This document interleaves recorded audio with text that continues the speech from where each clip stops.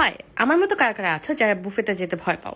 আমার পার্সোনালি বুফেতে যেতে অনেক ভয় লাগে, কারণ আমি এত আইটেমস একসাথে খেতে পারি না। আর স্পেশালি যদি কেউ আমাকে ইনভাইট করে তখন তো আমি আরো নার্ভাস হয়ে যাই যে আসলে কি করব, ওদের পয়সা ওসুল না হলে তো আমাকে পিটাবে ধরে। সো আমি আর আমার ফ্রেন্ড মিলে ডিসাইড করলাম যে আমরা সবগুলো আইটেম নিব, কিন্তু অনেক অল্প অল্প করে, সো দ্যাট কোনো আইটেম বাদ না যায়। আর আরেকটা ইম্পর্টেন্ট কথা হচ্ছে, আমি জানি না তোমাদেরকে তোমাদের বয়ফ্রেন্ড ধোকা দিচ্ছে নাকি গার্লফ্রেন্ড, কিন্তু আমার কাছে মনে হয় বুফেতে আসলে এই ডেজার্ট আইটেম হচ্ছে সব থেকে বড় ধোকা। কেন বললাম এটা সেটা তোমাদেরকে আমি বলতেছি। বাই দ্য ওয়ে, তোমরা কি আমার প্লেটটা নোটিস করছো? কত জিনিস দিয়ে ভরা, দেখছো কত কালারফুল।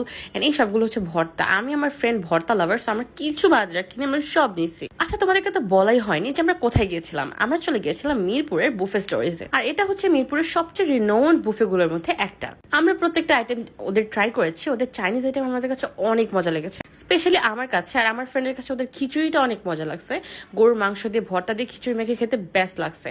আর এই নিহারিটা ভিতরে এত ক্যালসিয়াম ছিল, ইট ওয়াজ সো গুড। কিন্তু কিন্তু কিন্তু কিন্তু কিন্তু ওদের যে ডেজার্ট আইটেম আমাদের কাছে দুজনেরই একদমই ভালো লাগেনি। আই এম সো সরি, এটা আমি একদমই রেকমেন্ড করবো না। বাকি খাবার কিন্তু অনেক মজা। ওকে, বাই।